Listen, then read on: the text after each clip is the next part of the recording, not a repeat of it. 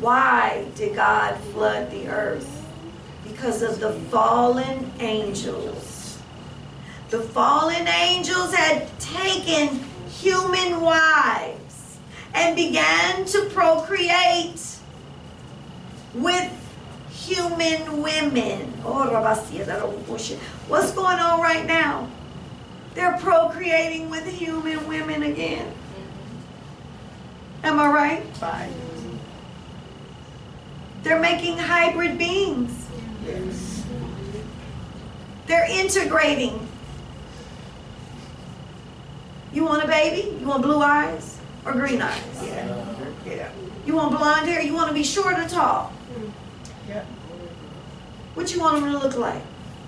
You want them super smart or you want them more athletic? Fill out your little wish list and submit it. Okay. And see, so many people don't understand that in vitro